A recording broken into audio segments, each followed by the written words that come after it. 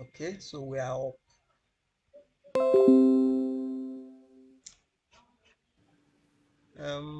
So what's let's start. I want to start with the last. What did I say last off? Let me check the questions, the projects again. I think this is it.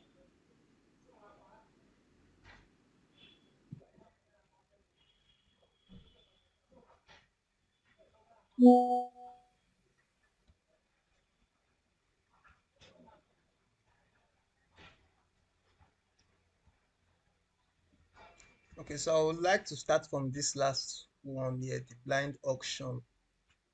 So the blind auction is I I don't really expect much from you guys. If you try to attend this and you don't get it, I can understand this aspect because I have not explained one part of Python that relates to using this for doing this task, which is mapping. So how to do mapping in Python. So let me just do a quick review of what mapping means before we attempt that task so you get to understand better. Sorry, not mapping, dictionary. Mapping is the word used for JavaScript. So Python called their own dictionary. So I'm confusing Python and JavaScript. Okay. So what dictionary just means, just as if it's a list, but not a list. Okay. And its own case, it uses curly brackets. So if, for example, if I have a variable and the way of writing a dictionary is by using curly brackets like that. So it consists of a key and a value. That's the format of writing it. Key and value, key and value. So the first stuff I'm going to write, whatever first stuff I write here, then I use colon, then I write another thing next. What that means is that this first one, this part is the key, this part is the value. All right. So let me put some more stuff um, for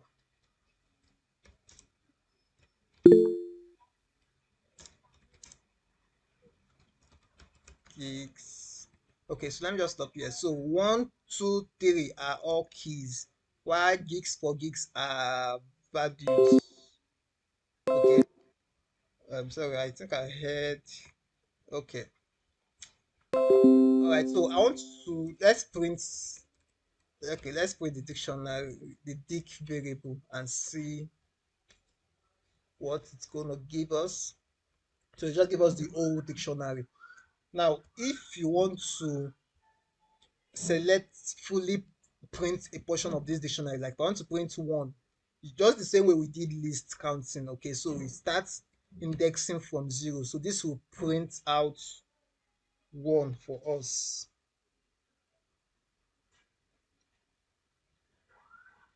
It's dictionary by what's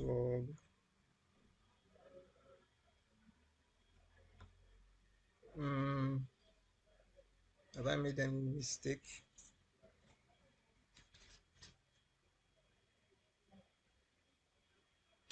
Sorry, hold on.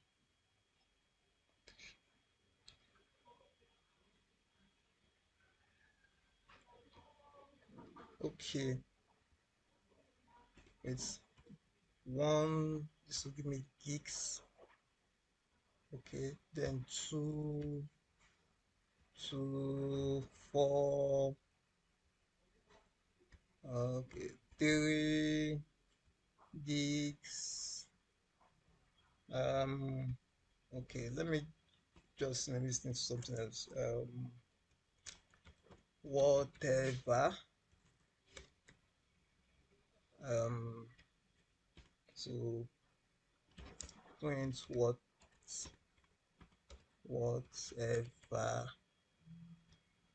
gigs. Okay, so what this dictionary is really all about is just that, like I said, it has key and value. So whenever we want to access each value of, like I said, the syntax for this, let me put it up here again. Um, Dictionary in Python. key value. So just like you arrange this, and your key can be anything. It can be numbers, can be one, two, three, four, whatever. It can be also a string. You can see I used a string here. Okay, then this other section, can see the key is here. What separates them between key and value is this colon. So there must be a colon. Then the next other portion is the value. So the values here are gigs for gigs. So if I want to print, so let me change this gigs. Let me add extra s. So we want to be able to differentiate it with this first one. So if I want to print the values of the dictionaries, I will just need to call, instead of what this time around, we're not using indexing. You just need to call the key of where it is located. Okay. So if I want to print gigs now, I have to just call the key, and the key is 1. So that one will print the gigs for me. Okay. While the other one, 2, it will print the 4 for me. While the other part, which is not a number, which is a string, you just need to type that string as it is, and to print the key, which is gigs. So that's just simply what dictionary is all about. So that's just the difference of dictionary and lists. All right, so that's just their major difference. So not much stuff to say about that. Well, at times too, they may, okay, let me just do some extra stuff. Well, there may be, you might get to see some nested dictionary. So let me just do one example of nested kind of dictionary. So let me just name this one, the one. Let me give it another dictionary. Now, you know that this is a key. The first part is always a key. So the other part is a value. Now, this value, I'm creating this value in a dictionary again. So as if I'm creating a nested dictionary or sub dictionary, something like that. And all of them are like a value two on its own. And inside that value, it also have another key named 1, which then has another value named gigs. Okay. So next, so I can just have another key, which I just named the 2. Let me just give some normal number stuff like that. So if I'm to print, if I want to get this value of 3 here, I just need to print the key. Okay, so the key is the 2, right? So that's the key to printing this 3 here, because this is the key. So let's see that this should print the number 3 for us. Oh, it's not taking it too. Or is it because, let me see. um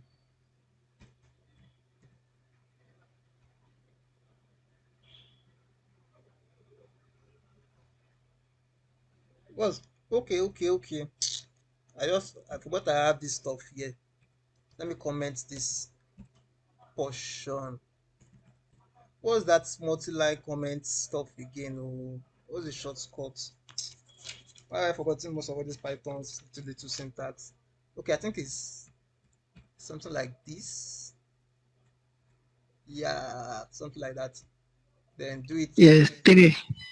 Uh, something like that. Okay, so dig 2. Let's see if it will give us. Still not giving us that. Oh, what is happening? But this stuff work. Oh, see me. You guys said you even notice. I didn't put the bracket there. So it's the bracket stuff I need to put there for it to give me that. So let's print that again. Just like your indexing, you will need to put, you actually need to put a bracket and call the name of the variable. Ah, and call the name of the variable. That's what, in short, let me break it down just so this print won't confuse us.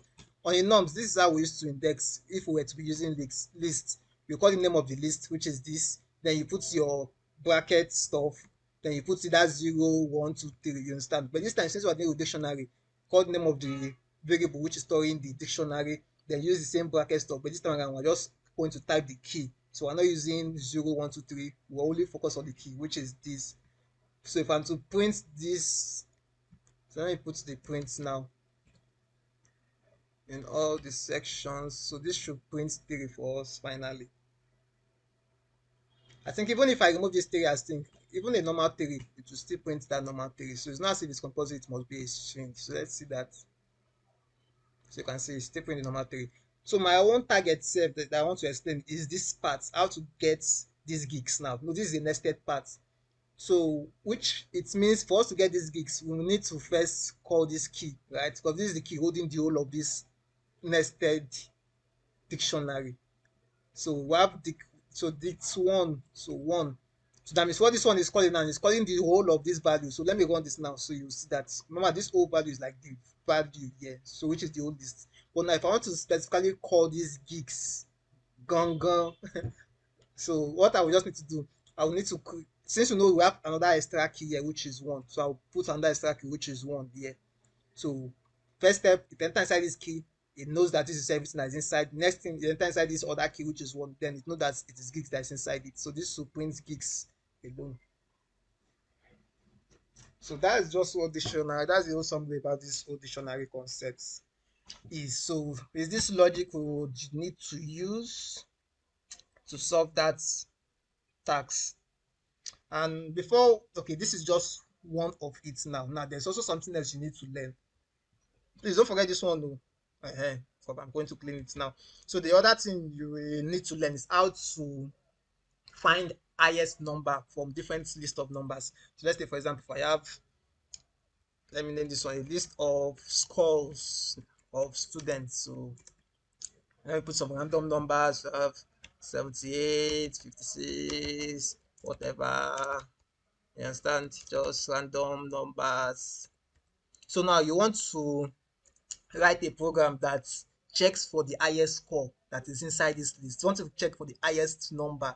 I think what's the highest number is 92 here now, obviously that we can see it, but you want to use a program to check the highest number. So how can we go about that? So to go about that, the method we always use, which is like one kind of standard format we mostly use, is that first create a variable outside. You can name the variable any name you choose to name it, okay? And that variable should start from zero because obviously there is no zero. Like if you start the highest score here at zero, the highest score is 92. So you know that it's not possible for the highest score to be zero. The whole point that we just want this variable to start with something. Just like I just gave it zero. So you just need to start with a number. You understand? So I think zero is the best one, just in case we have one here. So it would be nice putting one here. So just give it as zero anyways. Okay. Where's this stuff again? Okay, so we initialize this part as zero. So next thing is to use our for loop. So we're going to check the loop of each of the lists. Okay, so remember our for loop in Python for score in students scores. Okay, so the score, what the score means, it's each of the parts of this list. So the score represents each of them one by one, to be entering inside them one by one, to be checking each of them one by one. Okay, so what we're going to do then is that for us to get the highest score, we can just say if score is greater than highest score. Remember I said score is the elements, each of these parts elements in this list. Okay, so for example now the way the for loop will run, the first score is likely 78. Okay, so it's just like saying is 78 greater than highest score. I will know we've started our highest score as zero. Okay, and obviously 78 is greater than highest score, right?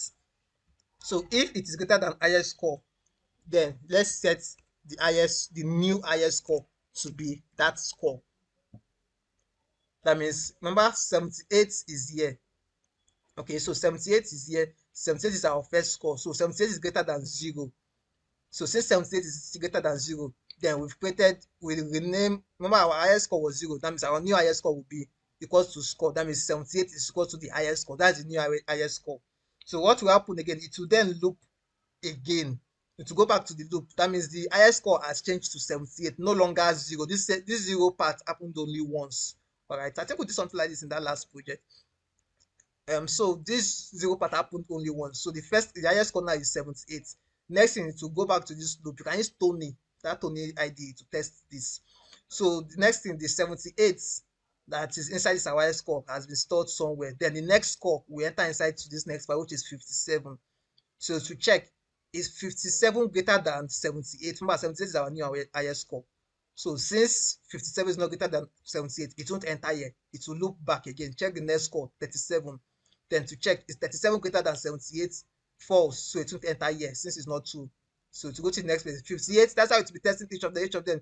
So when I get to 92, so it says 92 greater than 78, which is our highest score, which obviously it is true. Then what it means is that put that new score, which is 92, inside our highest score. So we've renamed our highest score now to 72 to 92.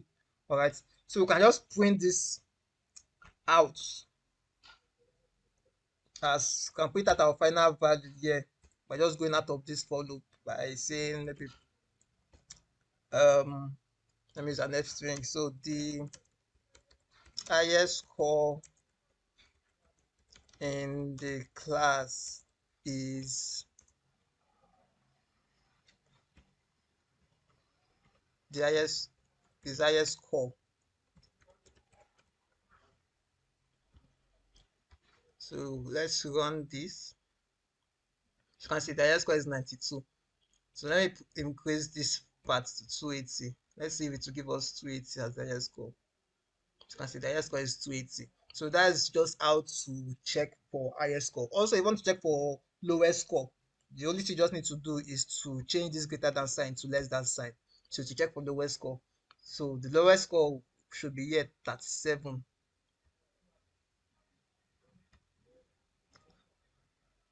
Oh, it gave 0. There's any mistake here for this.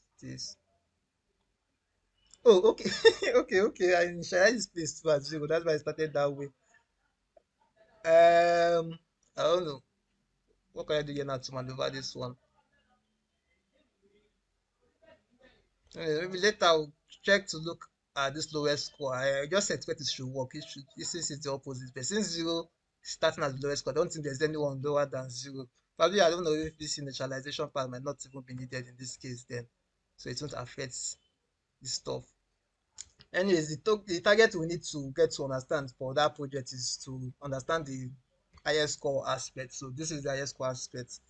All right, so just remember this format because it's exactly this format we're going to write when we're doing that project. So the format is first initialize a variable as 0, then have a list of something. But obviously, we'll be using map in that case. So we're using map, but it's still the same format. We'll still follow in a way whereby we will just do for something in the whole of that map. You understand?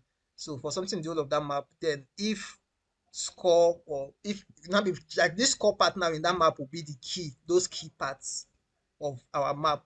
So that's what this score is taking. Okay, so it's taking the key part of our map. Then we'll be checking the highest score as regards to that. Anyways, when we get there, you get to see what I'm trying to say. All right, so let's do the major task of the day, which is a blind auction. So what this blind auction program means is that those people that will want to sell their products. So you want to sell, you have innovated something and you want to sell something, and you'll be like, who is ready to buy this for 1 million naira? So people stand up. Okay, you should say them anyway, stand up, increase the number again, increase the amount. So the only last man standing that agrees to buy at the highest price will be the one that they're going to give that stuff to. But this time around, this particular project is a blind auction, which means this time around we are not seeing what other people are bidding. You understand? So the price they're bidding for that product, we're not seeing it. So you just bid your own price you feel you can pay for, your own value price in your mind. The other person will bid in his mind. So they will just check the highest bid and call the name of the winner straight up without voicing out the prices people are paying. You understand? So that's just what the blind aspect of the blind auction means. That's what we mean by blind. So the example of how it will look like, what is your name? So this is first bidder, Alex. So what is your bid? $200. Are there any other bidders? So if there are more bidders, so type yes. Then the next person, what's the name of that person? What amount they want to bid for that product? So that's how you be doing. So until when you are done with everybody bidding their own price, then you can say no, no other bidder. Then to check for the highest score, which is like the highest bidder price. You understand? So that is why we need to know that highest cost of that I just explained now. All right. So to check for the highest number, which is the highest price of the bidder, and to call the name of the bidder that won. So that's what the program is trying to achieve. Okay, so let's see how this is going to play out. right, so as usual, looking at the way it looks, what's wrong with,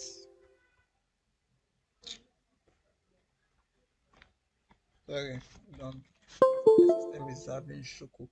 Okay, cancel. All right, so looking at the way the output looks like, so I want to follow this output well. So the next first thing is what is your name and what is your bid. So that's how much are you bidding, right? So I'll go to my replit. So as usual, since you want to get input from the user, I'm going to use the input function. Then you ask the user, what is your name? Store this in a variable. I'll name variable name. The next thing, input, I'll ask what is the price they want to buy the stock. So what is your bid? That's your bid price. Store this one in a variable which I will call price. Okay, so what is your name? What is your bid? And before all of this self, I first need to also create a dictionary. Yeah, so I want to create an empty dictionary which I will call bids. So this is an empty dictionary. So we will be creating this dictionary according to the inputs of the names. So what this empty dictionary is trying to achieve is that it will take the name of the bidder, and which is the key. Okay, the name of the bidder, which is the key, and the value, and the value is the amount. So if they're paying $100, the amount, so this is the value. So that's just the format of how this stuff will build by itself. So we're starting it off as empty. So all these parameters the user is putting is what will be storing. So this, your name, will store inside the key parts, while your amounts you are putting will store in the value part to create the dictionary internally by itself. Okay, so that's just what we are trying to achieve here. So for me to maneuver to that now, remember that if I want to call the key part of our dictionary, and if I want to call the value part of that dictionary, I have to reference it with the key. All right, remember I did that example, so I have to reference it with the key for me to be able to call it. I don't know, maybe let me just show, just to be sure that we are really getting what I'm saying. A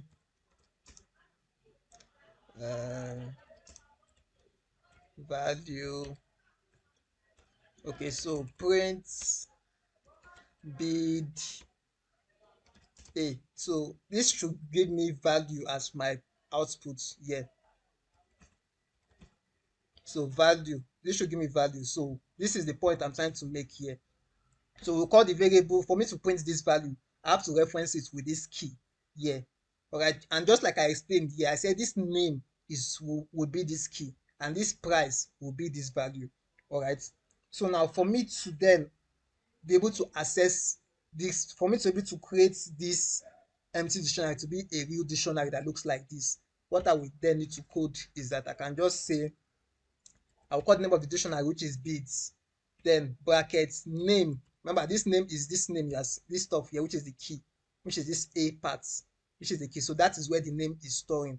So that means the part which is equal to, so anything equal to that name is the value itself. All right. So in the value, I'm just writing price. So now this is what will create the bids for me, the empty dictionary for me. Let's see if this will print. Let me print bids and see if it will print out that stuff. So let me say my name, Alex, bids 100. You can see it has print the dictionary for us, Alex and 100.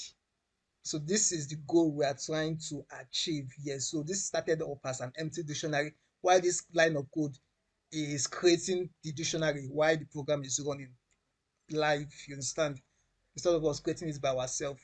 So since the more bidders we get, the more price, the more the dictionary will be lengthy, to be increasing, then to now calculate the highest number of bid, the highest price of a bidder, then produce that person as the winner. So that's the goal of what we are trying to achieve. Wow, I think this is a good explanation. I think it's a good explanation. So we can move forward. Okay, so first thing, okay, what is your name? What is your bid? I would like to add a dollar sign. Yes, this is what dealing with money here. Let me add that dollar sign. Okay, so what is your bid? So the next thing, after the person has put in their name and put in their bid, since you know it has created one portion of dictionary, so we need to ask if there are more bidders. You understand? Surely, which there should be more. So I will just name that that input as should continue. So that input, I will just ask them, are there any other bidders? Type yes or mba or no. I would like to create a new list. I mean, a new line. Let me reduce this part. I think it's okay like this. Okay, so are there yes or no? Okay, so that means if it is yes, there are more bidders, it should go back to this place. You understand? So if yes, we have more bidders, that means should we ask this question again? So instead of me doing this, copying this, then coming back here, I paste it, then carry this one again, copy, paste it here. If it is yes, come back here, carry this one, paste it. This one, you're just stressing your life. Understand? So you understand? So it doesn't make any sense doing this kind of lengthy, unnecessary kind of condition loop. So you can just use a while loop to make your life easier. So we would need to bring or introduce a while loop to this, just in case it is yes. So remember, I explained how to use while loop. Whenever I want to use while loop in our program, remember for while loop to work at first, the condition here should be true. All right. So we need to first of all create a variable outside and force that variable to be true. So I can just create any variable of my choice, any word. So let me just name it as bidding finished, and just set it as true. Okay, so just set it as true. So I can just say while bidding finished. What this stuff means is that while true, you understand? Remember, true, this is a boolean. True, I didn't put any quotation marks, so it's a boolean. So I've set this true to this variable. You understand? So if I say while this bidding, whenever I say while the name of the variable, what I'm still saying while true. So which means it should run inside. So as usual, the while loop, since it's a while loop, I need to indent these positions. So they're indented like this. Right, so this will keep going with the loop. So let's see something now. Let me check. I have Alex, $100. Yes, I have another bidder.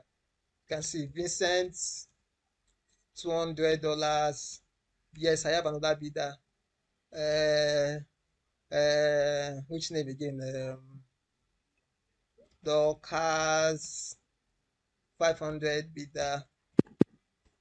So that's how you just be going with the loop. Can see how the loop make life easier for us. So that is one of the advantage of the loop. Now, the issue, one thing about looping now, you all while loop is as it is like this, it is looping forever. That means as you are saying yes, it will keep going, keep going, keep going until when you say no.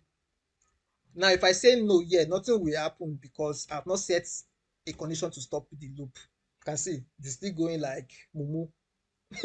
So you have to stop the loop one way or the other. So for us to stop the loop, remember this while loop is running as true. So you have to find a way to make it false, to be opposite to this true we are seeing. That is exactly what we did in that last project last week. So we used a while loop, and what I did then, I made sure I look for a way to make this place false. Okay, so since I've set it as true, I have to look for a way to condition it to be false if someone says no. So what I'm just going to write, I'm just going to say if should continue. Remember, should continue is the variable that is storing this input of yes and no. So if I say if the should continue should be no, um if it should be no, like if the person type no, something should happen. Now what should happen? What should happen is that I want this bidding, which is this variable here, bidding finished. Okay, so I want this bidding finished to be false, no longer true. So this alone will kill that while loop, like it will kill it. It will stop it by force. Because you have already said the opposite of what it is expecting. So if I say Alex 100, yes, let's go again. Vincent 200, we are doing well. Now nobody wants to buy again. Then I say no. You can see it has scattered, it has spoiled the program, so it has stopped the loop like that automatically. So that is how to stop while loop. You can also even choose to do it this way. You can say this one is false. So if you set this, oh no, you can't set it to false because this one must always be true for it to run. I wanted to see if I can do the opposite of it, like setting this one to false and setting this one to true, something like that. But I remember that this place must be true, so I guess it has to always be this way then. Okay. So we've done one part. So the point is that if you say there's no bidder again, what that means is that you want to see the final winner now, right? So if you accept the fact, if you accepted the fact that there's no more bidder, that means in your mind you are expected to see, when you say no, you're expected to see who won the stuff. All right. So for us to get to know who won the stuff, we would then need to solve some extra stuff of getting the highest numbers. Oh, I use the highest number. Yeah, the highest number of this amount of these bits. All right. So let's just try that below here. So let me explain how we can go about this. So to check the highest bidder, just like the way I explained how to check the highest number there, the first thing I did there was created a variable which I named highest number and I set it as 0. So it's that same logic we're going to use here. So I will create a new variable here. Now set that highest bid equal to 0.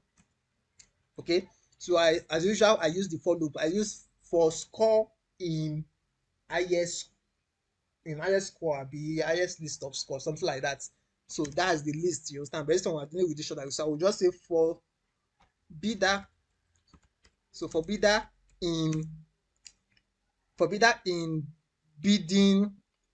Okay, the point is that we will need kind of like a, okay, for bids. Okay, good.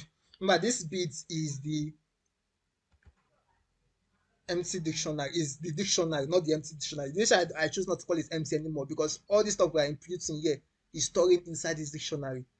You understand? So now for bidder in bids, remember these bids consist of key and value. It consists of the name and the amount. All right. So we want to get that amount. Gone. Okay, you want to test that amount to check the highest amount inside of it. So that's what we want to achieve here. So I can just say for bidder in bids. Okay, so for bidder in bids, then the next thing for us to do, remember what I did there? I did something like if that's if the bid like if the score, the other part I said if the score is greater than highest score, because we set the highest score here as 0. But in this case, when we are dealing with this key and value stuff, so what we would then need to do here is that we need to find a way to get, let's say for example, this is our bids variable. I'm just trying to forge this variable now. So if we have here as Alex as our key, here we have the should I make it a string 100? I think I should make this stuff an integer, not a string. So let me typecast this price, let it be an integer. So I will remove this. For me, since I'm checking highest score, I'm checking numbers, I'm not checking strings, so it will look more like this. Okay, so maybe if I have the next one as Vincent, like 200, so something like this. So let's assume this is what we are looking at here. Okay, so now if I put this kind of, if I want to get, remember since we're dealing with numbers, so now the first thing that we need to target first is how to get this number, like this 100, this 200. All right, so for me to get this, I just need to call these bids. I need to call this bid, and remember this bidder is taking each portion, this for loop is taking, just like that list is taking each portion of the list. Okay, so I will say bids bidder.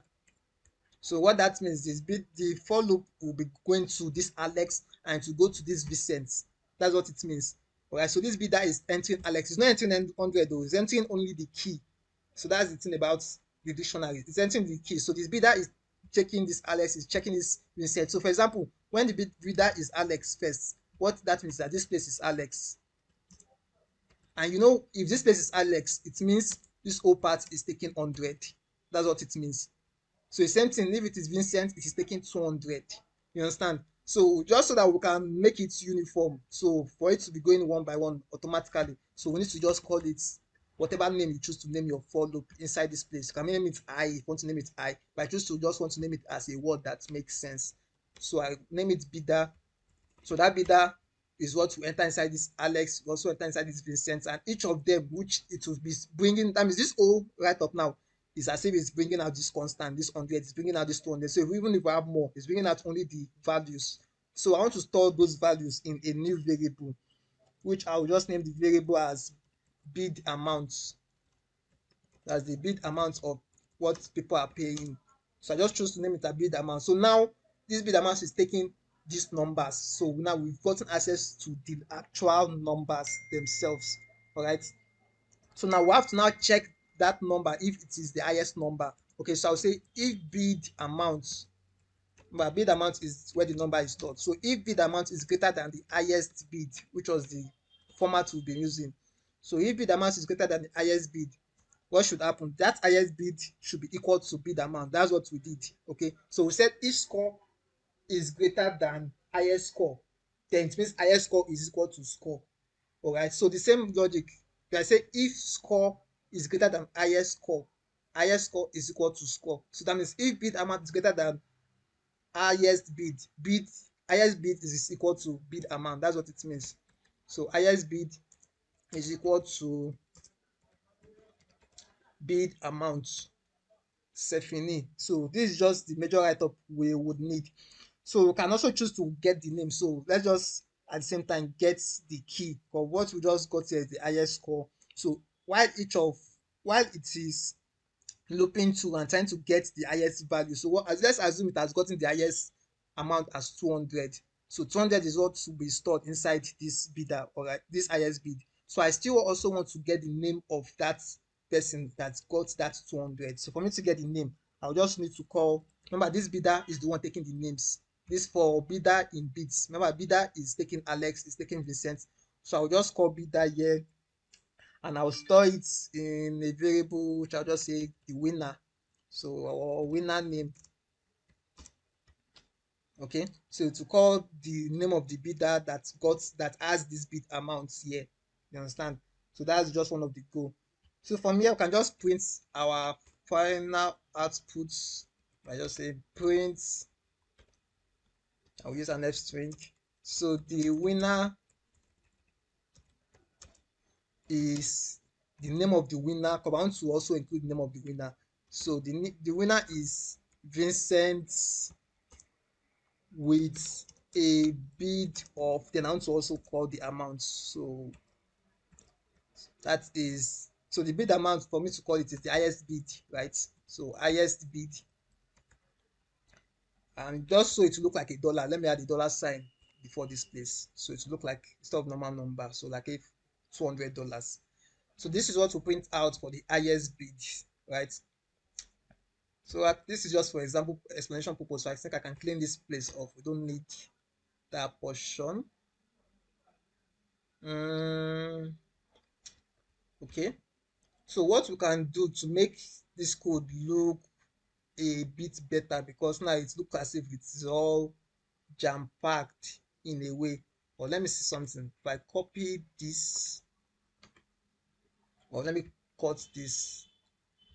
Remember when we said no, that no means we want to accumulate everything and check for the highest bid, right? So I want to see if I index it this way. Although this is not their best approach, I will advise, but I want to see if it will still go well for us by index it inside that if statements in this format. Let me run this. Alex 100, yes. Vincent 200.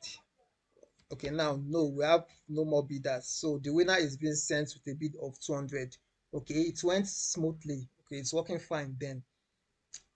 Okay, what there's something in my mind that if you notice, I'm just cracking up. There's something in my mind I wish to want to do. Like I would prefer to save this thing that we just did there as a separate function on its own, just to make the code look, I don't know, if it will look a bit neater or something like that. So I don't know, maybe I should just leave it like this. I don't know, let me just leave it like this for you guys. So let's just leave it this way. Um, okay, so we've gotten, I think that's just it about this project itself. Yeah, that's just it about this project. So while loop, so there's nothing else to do in this part. So I think yeah, we are good to go. So this is it about this project as it is. And I think, I don't know, but since we are dealing with a, remember this is a program now, and remember this is a blind auction. So if I'm to write here Alex, then I write the amount 200, and I write yes, and that person come Vincent. If you notice, they are seeing, like the person is seeing what the other person wrote. Imagine that in a queue. So imagine that in a queue now, everybody are coming to this system to write their name and write their amounts. You understand? So they're in a queue writing their name. So if I just come in that queue, I will see I can see the previous Alex. Before typing my own, I can see, oh, there's this man that puts 100. So this one puts 100. You think say you get sense. So I'll put my own. Marcus. I'll put something bigger. You guys want to win me, Abi? So now it has killed the goal of this program. Remember, the goal of this program is that it should hide other people's stuff. So it shouldn't show other people's stuff. That's the goal of this program. So there's something I can do to get rid of each of us seeing this stuff. So I don't want to see this stuff. So what I can do is that there's something in replits. There's something in replits that you can import. So I can say from replits import clear. So this stuff will clear the screen for us whenever we inputted something. So I think the best portion to clear the screen is when um, if that means when it is yes. Remember, when it is yes, it will loop over. Okay. So at the same time, while it is looping again, when it is yes, remember, whenever I type yes, I will get to give me another privilege for another person to write the user. I also want to create the same setup that once it is also yes, while the loop continues, at the same time I want something to happen. So what I want to happen, I will say if, or I can just say else. Let me just say else, or just so you understand, let me just say if. So if should continue. Remember, we're still focusing, this is if here. So when it is no, it has ended the program. But when it is yes, it will loop over again. Okay, so let me say, why it is looping over again, I also want it to do something when it is yes. Okay, so what I want it to do, what I want it to do is to, this stuff did not indent. I should use double equal to sign, equivalent, not assignments. Okay, okay, that's indented now. So that's one of the way to notice whenever you've made a mistake. You notice when I did this, then I hit enter, it didn't indent for me. That means I already knew that there's something wrong with what I did up here. Then I added that to the equal to sign to make it correct as equivalent sign. Then you can see it has indented for me. Okay, so what I want this to just do, I want it to clear the screen. So I'll just put this default clear function. This clear function is just specifically for replits. Okay, so that's why I need to first import this stuff because it's a replit feature. So let's try this again. So the program, I won't be able to see previous people's stuff anymore. So what's your name? Alex. How much are you putting? I'm putting 100. Is there someone else? Yes. That's clean it. Then next person will come. Vincent. How much are you putting? 200. Is there another person? Yes, that's clean it. But it is still stored inside internally, you understand? So let me just do one more stuff. So dollar make for 400. So obviously the lamp should be the one to win this stuff, right? So let me type no now. So the winner is the Lamipo. So that's just what this program is. So that's the blind aspect of the auction. So that's the blind auction program.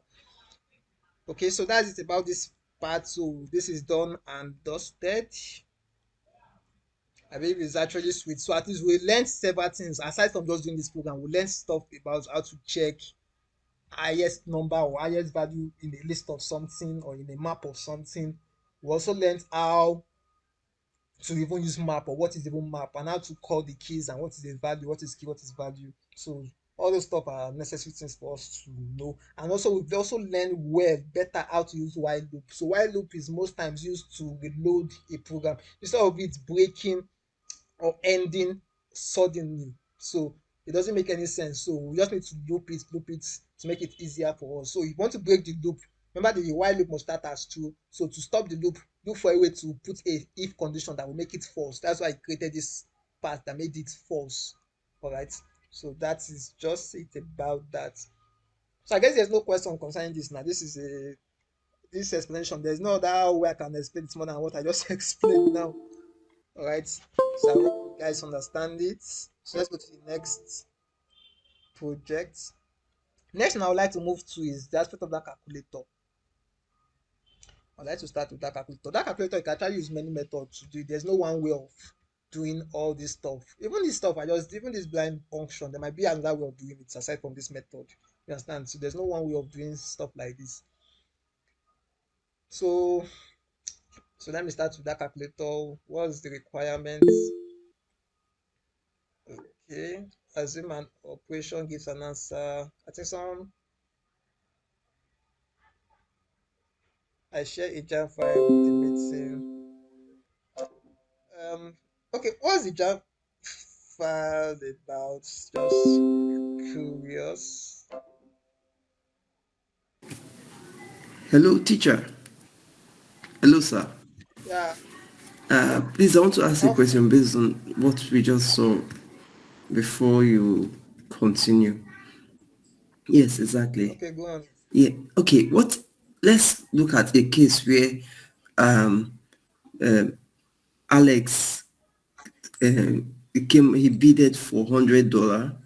Then another person comes to bid like $100. What would the what would the Hmm, code do? hmm, I don't think reach that side. And that's a very good thinking, though. Let me see. Let's test that. That's a good. That's one of the aspect of unit testing. You have to think of many scenarios. Let me see. $100. Yes. Vincent. $100. No. The winner is it takes the first person's name. Although it shouldn't be so, you should take both names at the same time. This I didn't thought of this part. Probably this is a problem. You take it as let's take it as an assignment for ourselves also. So I don't have time to be thinking about cracking my brain about to solve this issue. But probably when you're doing this blind auction. But I think there is a possibility that even if this blind auction, there will be a case whereby there's a possible case whereby the highest bidder can be two persons. I think that's where your question is going to, which is actually possible. I didn't think of this. I But didn't think of this but in part. real life, sir, in real life, I don't think if you're bidding, even if two people bid the same, there must be a difference. So So probably one person will add something to his, so it will definitely you can't uh, have two I think the point, people winning a bid. yeah, I get That's what what you're I saying, think. but I think the point of this also is that even if there are two bidders that have the same highest amount, at least let the program let us know that there are two people that have the same highest amount. You understand? So that Okay, one we will not okay. fish out those two, we will not fish out those two people and negotiate who will add extra money. You understand? So this is still a good question. Sha. I don't know if maybe we can think about that or use that as our own individual assignment. Think about to modify. That's one thing about programming. So you can upgrade the program later on to release another new version that is bigger than this version. Okay, so I'll keep that in my mind anyways. So let's go to the next part. Because what this program just showed us now, it just took the first Alex that beat the first 100, which is like I don't know, it's like cheating now. It's cheating. What will be picking the first person because it's the first person that bid 100. Um, okay, so the calculator now. So we want to deal with calculator. And if you notice, there is this link, this stuff I purposely opened down for you guys. this stuff is actually just a fancy stuff. Like, well, since I do a calculator now, let me just show you how to apply it. So I'll look for where there's a calculator, just like a dictionary. So calculator. So look at the link where this is the link there. I'll just look for a good picture that looks like a calculator. Picture right up. Okay, I think I can take.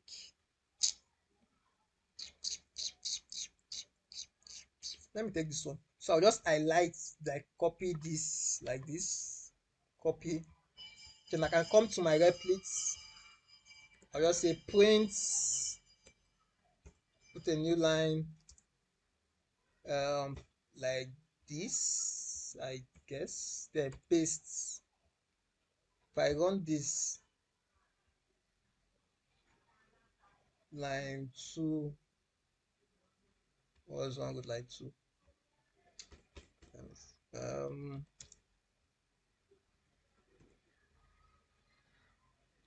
wait, let me do this thing again. Print, this, paste.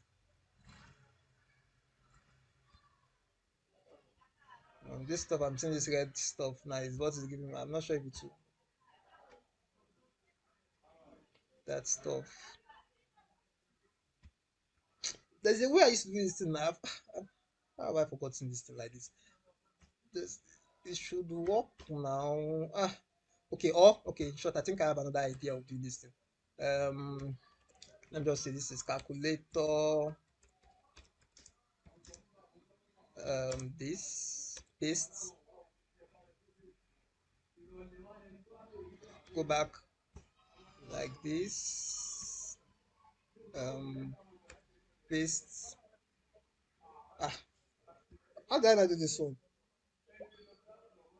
Oh, okay. Wait. Oh, it seems it's three. Let me see.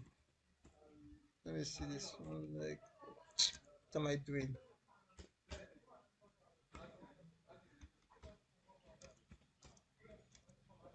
Uh, okay. So let me see. Print calculator.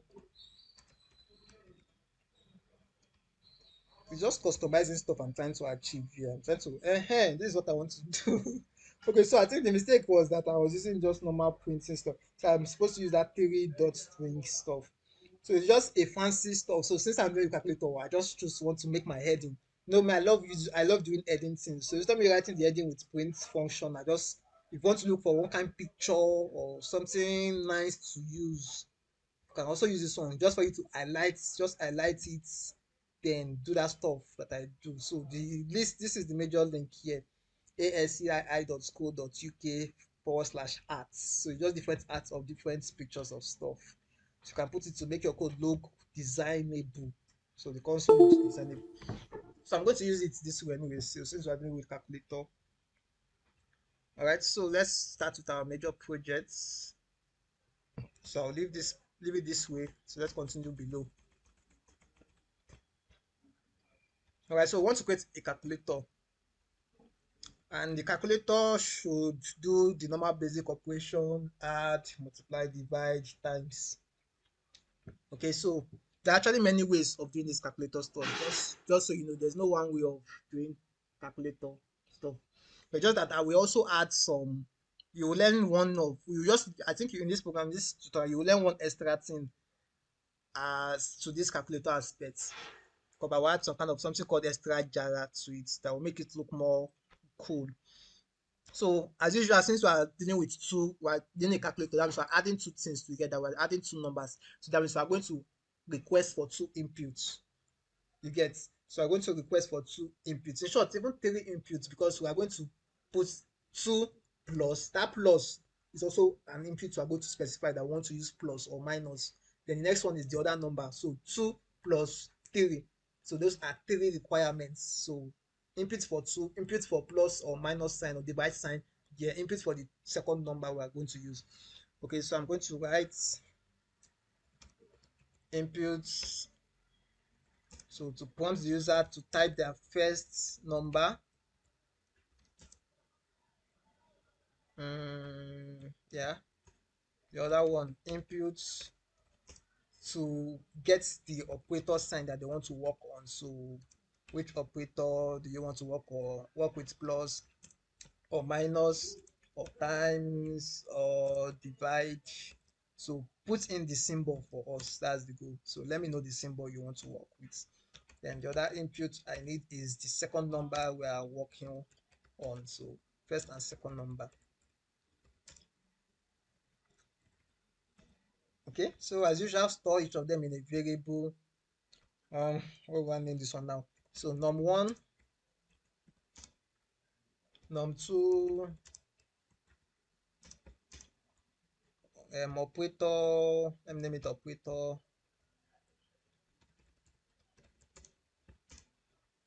Okay. Yeah, we are good to go. 2 minus 4. Okay, so that is just what I'm trying to achieve. Okay, now so the next thing for us to do is to since we are dealing with this operator, so I have to use if condition to check what should happen while each of these operators are running. I don't know why my phone is just, so let me set something on my settings. Hmm.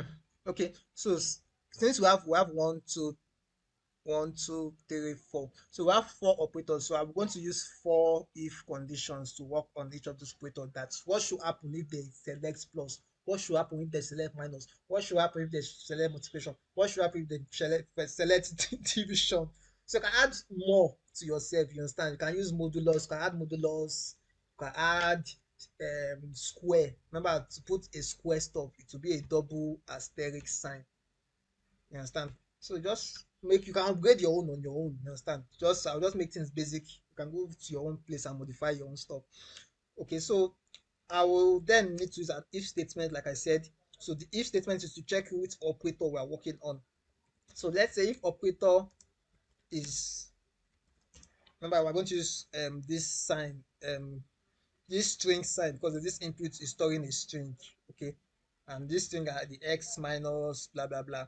All right, so if plus, and this one's our first number, second number, so I need to typecast this to integer, to floats rather, not integer, because what if someone want to add 1.5? It won't be possible using integer, so I will typecast them to floats so that both decimal number and normal numbers can work for us, since this is a calculator. So everything should be possible to work for us. Okay, so if the operator is plus, I just wanted to add num1 plus num2 for me. Okay, so I just want to add num1 plus num2. Let me store this in a variable. Let's say this is results.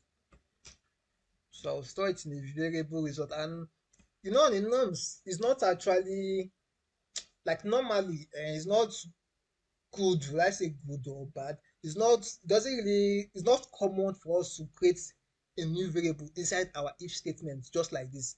If you notice, you have a new variable here called results. You understand? And the result is not anywhere here. Like it doesn't really, it's not a common stuff, but you can still do it this way and to still work okay for us. Like there's no major issue with this. You understand? But what I just want to say is that, remember, there's one thing I thought during that concept period when I was teaching some concepts of one of all this stuff. One non-keyword. So this non-keyword. So this is where I can think of this non-keyword being useful in. So whereby I can just say, okay, a result is equal to none, then continue what I'm doing here. But even if you choose not to include this stuff, it will still work. You understand? So I said this one just, I don't know, like call it fancy or something. Because I've not really seen that major use of this none. But you can just choose to use it here as one of the example of major use of none. But this none, just know this none doesn't mean zero. It doesn't mean zero. It just mean, I don't know, a virtual or imaginary something that is just somewhere sha. So something like that. So let's just leave it. Let's just leave it. So if operator is equivalent to plus, let it add this for us. So that's how we're doing it for each of them. So we're going to have L if operator is minus. So it means our result should be num1 minus num2. Okay, just so I won't waste my energy, I would like to copy and paste. We'll stop this thing now. Ah,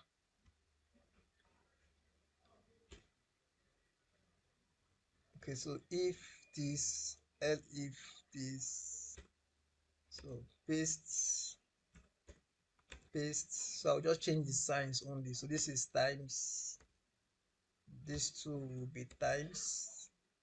So the next one is divide.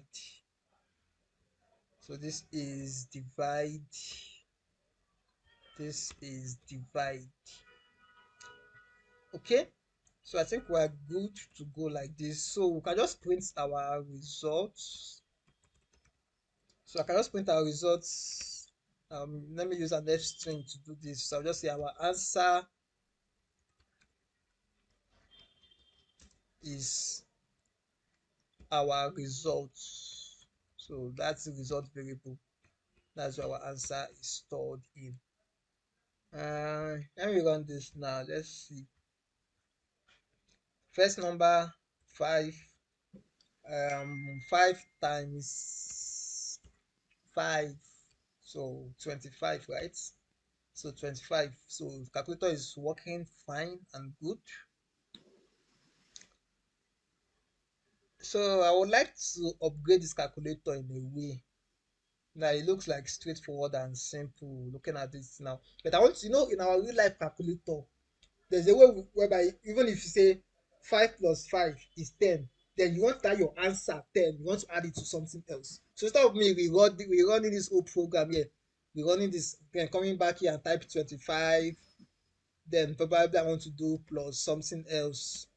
So it's like stress. Can see it's breaking out of the program. So it's like stress running this all over again. So me, and what I really want to achieve, I want to use this, I want to work with this same answer straight up with something else. So that's one of the upgrade I can choose to upgrade this calculator with. So for me to do that, I will need to use an if condition in a way, which I will still need to create. That means I have to set this whole thing as a function too. So just notice how whenever I want to do something like this, whereby you want something to be reoccurring, just as if it's like a recursive movement. So you want something to be recursive.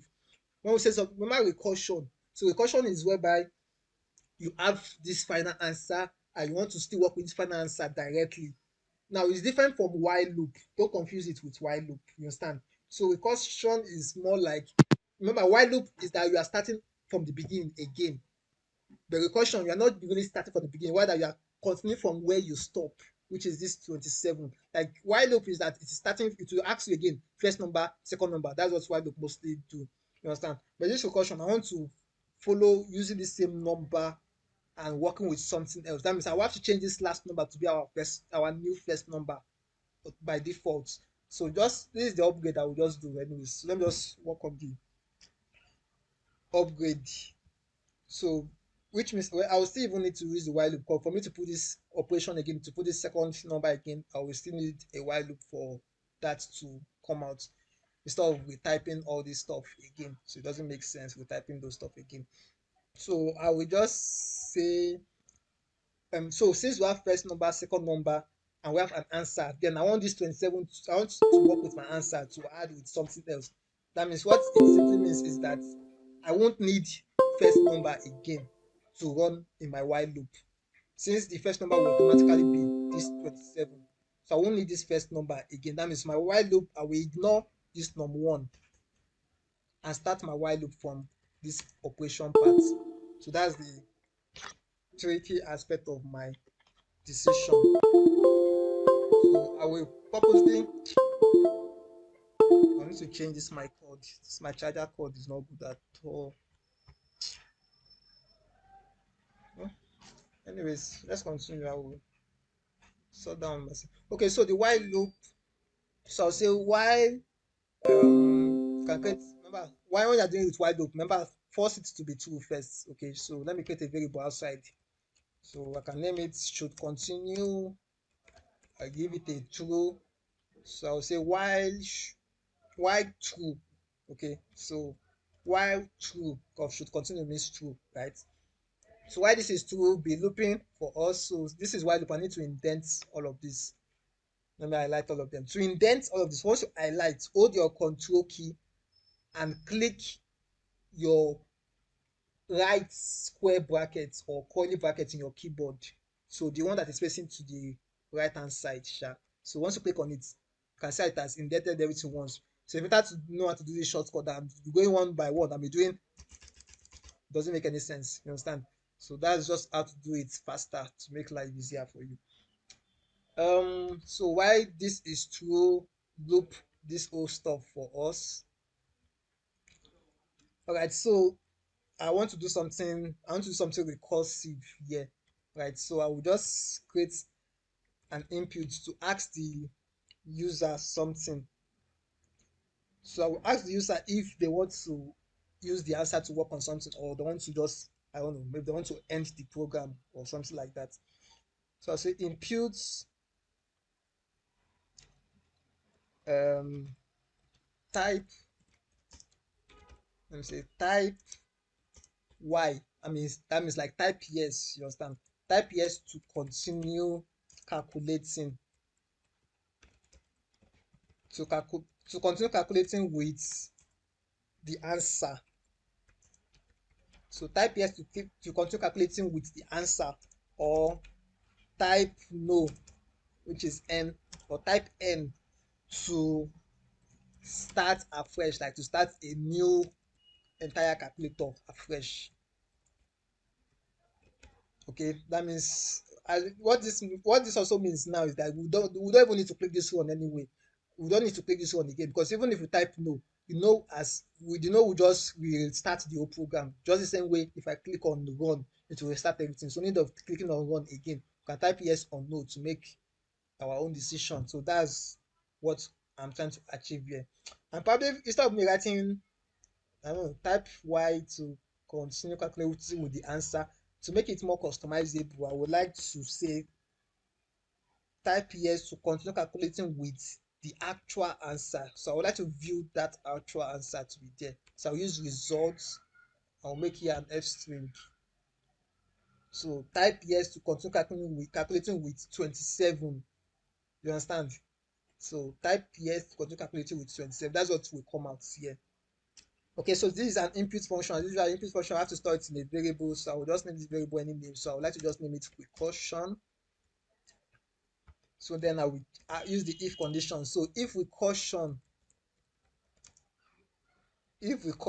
is equal to yes, that means I want to continue calculating with this result.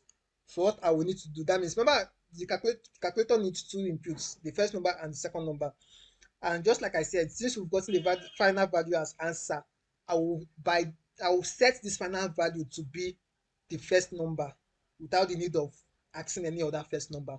Okay, so that's just what I want to do. So I'll just write the num1.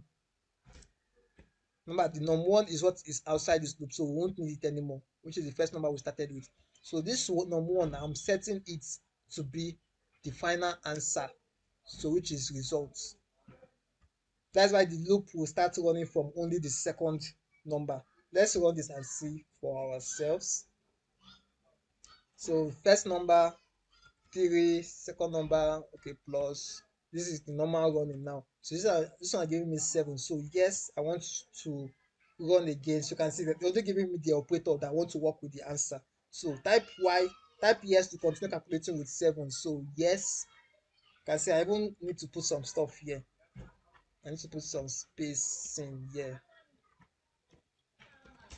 Look at my y here. Now I can see I'm writing calculatory. So I can now work with something else. Then that answer, which is 7 plus maybe another number. You understand? You can see now it gave us 11. So that's how I can be going like that. All right. So that is one thing in one side. So the other aspect now, I need to solve the aspect of no. What if the person typed no there? Okay, so once the person type no, what I want to happen is that I want it to start afresh from beginning. That means it should show first number this time around. Okay, that's what it means. So I can say else. That's if the person choose no, or you can just write n if recursion is equal to n. Your choice is still the same thing as else. Okay, so else what should happen? I want to stop the loop. Remember, this is a loop going through like this, the while loop. So I have to break that while loop if the person say no. Okay, so I'm breaking that while loop and trying to rerun that program. So I'll name the while loop as false. While I'm going to name it as false, I want to clear the screen again because I want to clear all the junk I'm writing since I'm rerunning this program. So I will clear. And for me to use this clear, that means I show me underline because I've not import the replit clear. So I have to import that replit clear. From replit, import clear. I think another way of doing the same thing, you can just say import replit. But if you use this format of import, if you use this format of, remember I mentioned how to use two style of import. If you use this format of importing, which you did for random, what you need to do here in this part of our clear, you have to write replit dot clear. So it's the same thing with the former one I wrote. So it's your own choice of how you choose to want to write it. Okay. So this is how it will work if you are to use this format of importing. That's this format of importing here, import replit. But if you want to use this first format, you just need to put in straight up the clear alone. Okay. So I explained this thing during that random time, that last project we did. So I believe Rebecca can testify to that aspect. All right. So this has cleared the screen. So what we are saying now, once we type no, once the whole calculator should restart, right? So once you stop the while loop, I said I want to clear everything that is here and we run the program. So for us to run the program, we will need to use a function to call that program from start. You understand? So that's one of the stuff now. So we need to use a function. That means I can just choose to store all of this from beginning to end like this as a function. Okay, so let me just create a function here. Dev, I will name the function calculator, indent, colon. Then I have to indent everything that is inside our program and storing all of them as a function now. So I want to move them forward, indenting all of them. So that's a short way of indenting all of them. So now I will just call that same function. So this is recursion. Remember what recursion is? When the function is calling its own self. So I'm calling its own self. I'm calling the function calculator inside the same function. Remember, we're inside the calculator function, and I'm still calling the calculator inside its own function. So that's what recursion means. So that's what this recursion we're doing. But then, if you notice something, if I click on run, this program will not run. You can see it's not running. It's not running because remember I've saved everything in the function and I have not called the function. So I will need to call the function. So let me go down here and call the function calculate. So I've called the function now. So once I call this function, what it means is that it will trigger itself and enter inside this place and do everything that it wants to do. So if I run this now, you can see. So first number 2 plus 3, 5. Good. So I want to type yes to continue calculating with 5. Yes, I want to continue calculating without my answer. So I will say yes. So that means 5 minus 4. Oh, sorry, minus 4. So this should give me 1. 1. Okay, so you can keep doing it, whatever. So I want to stop here. This is my final answer. So I'll just say no. Start a new calculator. What just happened now? 944, 944,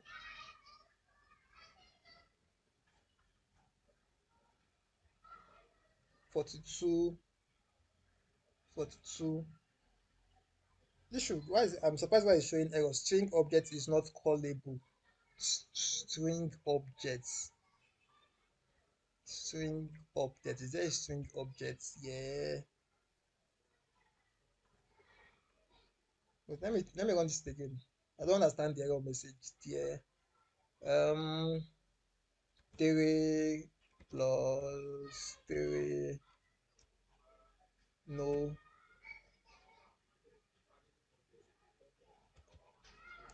944. This is just the name of the function actually. Calculator, calculate, or maybe, okay, let me see something first. Hope these names are not clashing. Let me run this like this. So let me say 3 plus 4, no. It is working now. So I think it was this calculator that is clashing with this my function name. So I have to just add an extra R or whatever. You can just change the name to something else. Let me name it calculate. So that was what caused that error. So anyway, so that's just how to go about this. So we're done with this project, right? So any question as far as this project is concerned?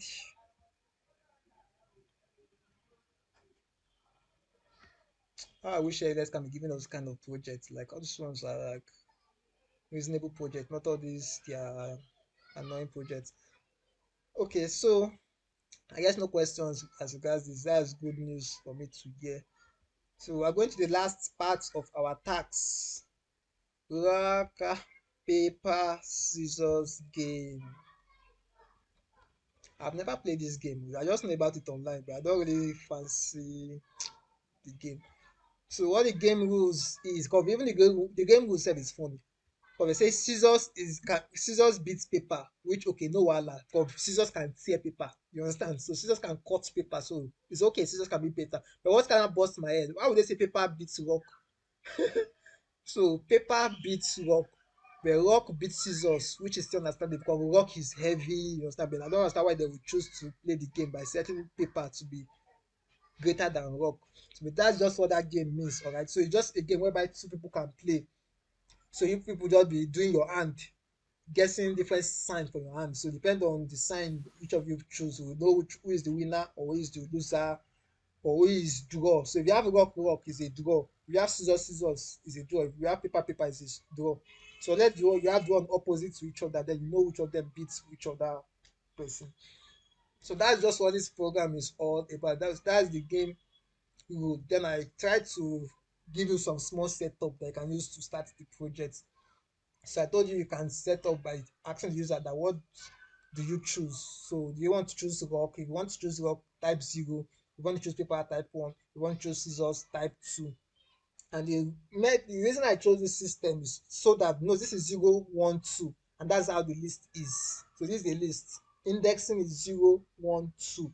So rock, paper, scissors. You understand? So this is just what, let me just copy and paste this. So I guess I'm going to need this too. So let me copy.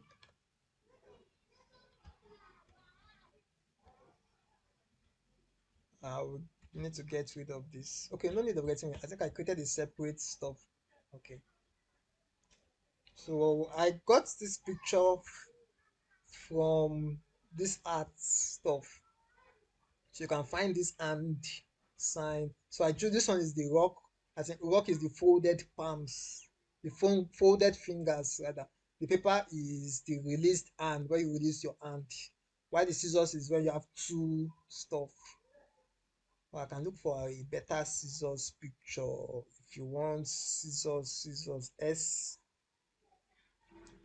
SCI scissors.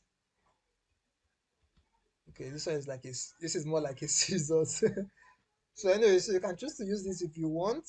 But since we are working with hand, like all of them look like hand for me. So this one look like a real scissors for me. So it won't tally with all this one. So let's just leave it like this. Okay. So let me paste this. So what do you choose? 0 for work, 0 for serial, blah blah blah blah. So remember the input is storing a string, so I typecast it to an integer. Of what for inputting is either 0, 1, or 2. Why am I seeing the red stuff here? Let me see. Okay, that's corrected itself. Okay, so we have a list, paper, rock, paper, scissors. All right, so let's go. So what we are going to do now is that the logic about this is that we can focus on one first. Remember when we did that pizza stuff? We want to buy small pizza, medium pizza, large pizza. So I focus on the small pizza and do everything that concerns it. Then the other part is just for me to copy and paste, copy and paste, copy. To just apply to the rest. So the same logic we're going to use for this one to make our code faster. So I'll focus on as if I am the player now, and I chose to start with me picking rock. So I will focus on rock and I will do all the possibility of the chances of winning and losing for if the user choose rock or if the computer choose rock or paper or scissors. Why me? I chose only rock. You understand? So let me come again. Let's assume I chose rock. Okay, so if I chose rock, that means computer will be the one to randomly choose between these three. In short, even me saying randomly choose between these three, your brain should trigger that I'm going to use random function. I'm going to use random module also in this program. So the computer will randomly choose between these three on its own. Then whatever it chooses, we are going to compare it with this rock to know if who is the winner or who is the loser according to this game rules. You understand? So this is a sweet project actually. Um okay, so let's go. Let's start. So what since okay this is peak. So I will say if peak is equal to zero. Remember, I'm starting with rock. So if I pick zero, okay. So if I pick zero, which is the rock, so what should happen? So I want it once if I pick zero, I want it to print what I pick. Like you understand? I want to see my hand. I want to see the rock hand. So just an extra customizing. So I would just like to see the rock hand. Let me see the picture. I saved the rock with the name. Okay, it's rock. Okay, so I will just print rock out. So the hand will come out for me to also notify me that that is what I picked, right? So if I pick rock, that means if this pick here, if the variable stored there is zero, which is rock, print for us that rock and symbol, that rock and art rather, right? Then the next thing, computer will be the one to pick next now, right? So let me just write a guide that says computer will pick next. So print on the screen, print on the screen, computer is your turn to choose. So computer chose something. Okay, so me, I chose rock. So computer will most likely choose something. So for the computer to choose its own stuff, it has to randomly choose between these lists here. So we have one, two, three. So the length of this list is actually three. You understand? So the length is three, but since we're not dealing with for loop, we won't need to add an extra number to it. So that means since it is three, it will be moving from zero, indexing is zero, one, two. The reason I'm thinking about this, I'm trying to reason the random module. Let me import that random first self. Um, import random module. Now I have to go back here. And remember, the random we're dealing with now, we are actually thinking about randomizing the number, not the list. Because if you want to use the list now in your mind now, you might want to choose to shuffle. And when you're shuffling, you're just shuffling numbers. Like you're just shuffling this list and you're not really picking yet. You understand? So since I'm using this pick, I'm using this number method. That means I'm going to use rand ints. Rand ints. Remember, I taught you how to use different random features for random module. I talked about random shuffle, random ints, and random choice. Okay, so that you can use either of these three methods, but it will change the style of your code. But what I just want to use for this tutorial, I want to use the random ints. So on your own, you can try to look for how you can use the other random style and to see if it will work the same way. So it's just for you to think and modify the looks of your code for it to work anyways. So since I'm dealing with numbers here, so I'm going to work with number, which is integers. So I'm going to use random ints. So what I'm going to write here would be, so I'll call the random module. So random dot the rand int. So the round int is starting from 0 to 0, 1, 2. So 0 to 2. Okay, so the random is starting from 0 to 2, 0, 1, 2. And remember, round ints, both 0 and 2 are inclusive. Okay, just so that others that are just joining that might not have watched our previous lecture, what this random integer is doing, that it's taking a random number between 0 and 1. So it is randomly choosing between 0, 1, 2. So it can randomly choose any of those numbers. All right, so that's just what it is doing here. So I want to store whatever random stuff it chooses. I want to store it in a variable which I will call computer picked value. Okay, so let me say computer pick a number. So I will save it as PC pick. So whatever PC pick now, so whatever the computer pick for us, so let's assume if it is 0, the computer pick for us, and you know that 0 is rock, and you know that me, I chose rock up here. So that means we have rock, rock. You understand? So since we have rock, rock, what that means is that, sure, let me also print, just the same way I print my rock, let me print the same thing for the computer. So let me print the rock sign. So it will show my hand that I chose rock. It will also show the computer hand that the computer chose rock. Then let's print the output of it. So since we have rock, rock, it will be a draw. That's the rule of the game. So whenever you have the same sign, it is a draw. So I can just say it's a draw, okay, or it's a tie. So this is a condition if the computer choose rock.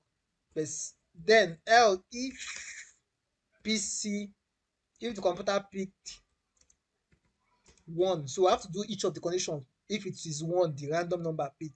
If it is 0, it's picked, or if it is 1, or if it is 2. So I'm just going to repeat this again. So if it is 1, I think 1 is paper. So I will print paper. So the paper art is what we print out in this case. If it is 1, then we're going to print the output of who win or who lose. Okay, so remember I started with rock, and if we have rock and paper, who is the winner, who is the loser? If I choose rock and computer choose paper, I think I am the winner now. Since, okay, no, the paper is greater than the rock. Though the paper, so the paper beats rock, so that means I lose. Okay, so I'll just write here, you lose. Okay, so the last part is the last else condition, which is if the random number picked 2. Okay, so else if it is 2, and we know that 2 is scissors, so let me print the scissors at. So scissors. So the next thing is for me to check. Remember, I started with rock. Okay, so comparing rock and scissors, who win or who lose? Rock and scissors. So rock beats scissors, so that means I win. So I'll just print to the screen that you win. Okay, so let's just test this part. Let's not go too far. So type 0 for 1 time. So rock. So you can see it showed me the rock that I chose. Then computer chose, this is what computer chose. It's a draw. Computer also chose the rock. Let me run this again and see again. So rock. This time computer chose scissors. So I win. So you can see what is really happening here. So that's just the computer. What is happening in this computer part? It is randomly choosing between 0 and 1. So you got whatever it chooses between 0 and 1 will determine what will print out in this our if else statement here. So in this case, that means the computer chose randomly picked 2 here. That's why this scissors printed out, and that's why this you win printed out. So that was what happened inside this place. You understand? Or probably let me print this out so we can see what the computer is really picking inside and see for ourselves. So let me do this again. So 0. So computer chose 2. I know 2. Since it is 2, that means it's this last else statement, which is scissors. So scissors you win. Let me run it again. 0. Computer chose 1. I lose. So computer chose paper. So 1 is paper, and since this is equivalent to 1, which is paper, so you lose. That's why we saw we lose here. All right, but on a norms, we don't need to put this print stuff here. We don't need those numbers. So I'm just showing you that just so you understand what this random integer is doing. So it's picking a random number for us. So it depends on that random number will determine what will come out in our if statement here. So all the stuff we've been working on here, we focused on rock. All right. So we just need to copy and paste this stuff for the rest for paper and scissors. So let me just copy and paste.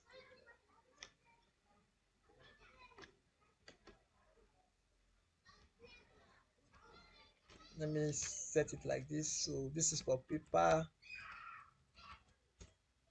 paste. So I just pasted it. So paper is 1. So that means I pick 1, and what should print out, the picture to print out is paper. So computer chose, so anything computer chose, this one will still remain the way it is. All right, so the next one, scissors. So I'll paste it again. So scissors is 2. So assuming I pick 2, which is scissors, so I want to print that scissors. Scissors. So computer will also choose their own random stuff. So this one will remain the way it is. So let's run this again. So now I want to choose, let me choose paper now. So I can type 1 for paper. So computer chose their own. So it says it's a draw. So computer chose rock. So paper beats. Eh? How is it a draw? Wait, oh. Paper, rock. It's not a draw. That means I think I may need to modify some stuff here. Okay, I choose paper. If we have, if computer choose paper. Oh, I need to modify here too. So paper, it's a draw. It's a draw. Okay, so it's a draw. So that means I have to modify each of all this stuff. I even copy it and paste. So for paper and rock, if I pick paper, so if I pick paper and we have rock, I think paper wins rock, right? So you win. I thought those copy and paste would make things easier. I didn't know that. So this one is most likely we lose. So let's set again for this other part, which is the scissors part. So the scissors part, if we pick scissors, so scissors and rock, scissors and rock, scissors and rock, scissors and rock, rock beats scissors. So that means I lose. Yeah. Next one, scissors and paper. Scissors and paper. You can see I can't even remember scissors. Okay, scissors beat paper. Okay, so you win. So this one is more likely draw scissors and scissors. So it's a draw. So that's just it. So we're good to go like this. So can choose anything. Let me choose scissors, which is 2. So computer chose rock. So I lose because scissors. Okay, rock beats scissors, right? Let's confirm that rock beats scissors. So that's why I lose. So we're actually the program is correct now. And now if you notice the program is quite annoying and stressful because imagine we're playing it many times. So every time I'll be clicking on. So it's like stress. So let's just do a small recursive stuff here also. So I think we can do small recursion here. Let me test that. So using the same logic of recursion we did before, I will need to save all of this as a function. Um,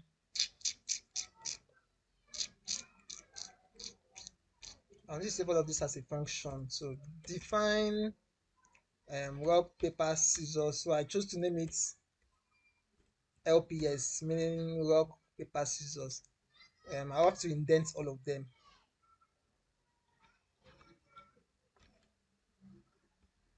Okay, so they are indented. So what I will just so what I will just do is I think should it be I have to confirm. Remember, Python doesn't joke with indentation. I have to confirm where I should put this my stuff. Okay, so it should be in this line. No, this line, yeah. So I will just create set an input and ask them that if you want to replay the stuff instead of clicking on every time. So if you want to replay it, just type yes, I want to replay it. So just type yes, you want to replay the game. So if okay, I have to save this input. Remember, I have to save it as a variable. So I would like to just save it as the same recursion word. You can use any name just so you know. Okay, so I want to check if recursion is equal to yes. So if it is equal to yes, I want to clear the screen, which means I have to import to replicate stuff again. So while I'm clearing the screen at the same time, I want to replay the game. So the name of our function is rps, right? So rps this. So I'm calling, remember recursion, you're calling the function itself inside it, all right? So clear, I have to import that replicate stuff for that thing to, for that red line to remove. So from replicate import clear, import clear. So I guess that rest stuff should remove. Whether is my network, okay, it has removed. So lastly, we have to call the whole of the function itself to start the actual game. So what this whole stuff, this setting I did now is exactly what I did here also. Look at this calculator part.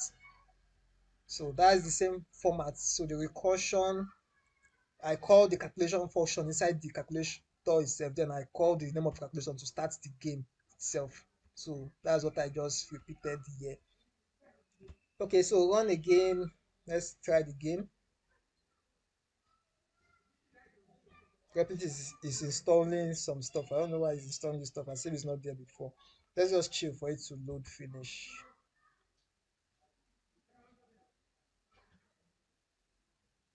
Mm, hope there's no error here. Why is this thing on the line now?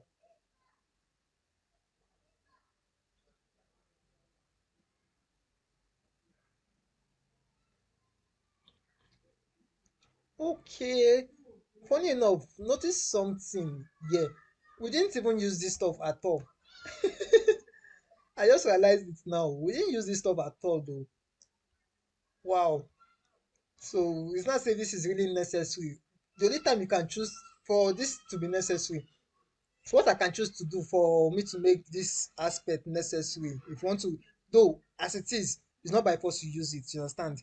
And the reason it's not by force to use it because of I'm already physically on my own placed here as two. But if I don't want to put this place as two on my own, probably if there are other aspects of this game, maybe there's another thing called rock paper, I don't know, toothbrush. You know, now if they have upgraded the game to something more, so stop me going back to my program and be changing here as three and using my hand to be changing it as four and five. So you can, there's another way of also doing this same thing without physically putting the number of the limit of the index in here. So I think that was why I chose to bring out this list. So if I want to really use this list, what I will do is that I'll just need to get the length of this list. I know for me to get the length of this list, I'll use the length function. So I will type the name of the list there. So I'll use the length function just to get the length of that list. And I think I would like to save it in another variable. I'll just call it as length option list variable. So what I will just use is that, why is it showing me this? The color should remove, maybe it's my network, but I don't think there's any issue with this code. Probably to remove. So let us proceed. So what I'll just do is that this part is from 0 to, so I'll write instead of me writing 2 now, I'll just write the length of I'll write the length option list minus 1. So length option is minus 1. What this thing means, remember this length is this value that this length is holding. It is actually holding 3. It's taking, oh, it's counting the elements 1, 2, 3. It's not counting it in the form of indexing. It's counting it just like looking at it normally. So it's 1, 2, 3. So it's taking 3 here. And if I am to put it that way, like this, that means I'm randomly picking 0 to 3 and there's nothing like three. There's no third index in here. I mean, there's third index in here, no wahala. But since there's no third index in here, it doesn't make sense. So I have to say 3 minus 1 to make it 2 by 4. That's why I chose to write minus 1 there to make it that 2. So that means even if later on they choose to upgrade this thing to rock, paper, scissors, toothbrush, if that's the new name of the game. So rock, paper, scissors, toothbrush. I don't need to change anything. I only need to be adding the new upgrade here only. So that's what will be upgrading with what is inside here automatically. So it's just subtract the stuff for me by itself. But that also will mean I need to put some extra numbers of indexing. This is 0, 1, 2, 3. So that's I'm just explaining how to this is like another way of using this list stuff which we didn't use before, just so you understand what we are doing. Okay, so this stuff has loaded finish. So let's test our code. So two, you can see. So to replay, type yes. So yes, I want to replay. You can see it has replayed the game. So type one or any game. Do you want to replay? Yes, I want to replay. So that's how you can just be going without need of coming here and be clicking stop, clicking run, clicking this one, clicking this one. It's like stress. All right. So aside of for me being stressed, remember that what you are creating is a program. So the the user will not see this run and this stop. What the user will see is only this thing here. So that's why you need to set that yes and no so that they can proceed or restart inside the console directly. Because they won't see this one. You are seeing this one because you are the developer here. That's why you are seeing this one. But the real user will not see this one. They'll just be playing this game directly like this. You understand? All right. So that's just it about this whole stuff. So we're done with our projects. So c'est fini. So any final thoughts, contribution? And you guys are even much this morning. That's good. Okay, I guess there's no question. Everybody's getting it. So thank you everyone for today. See you in the next class. Have a lovely day. Bye.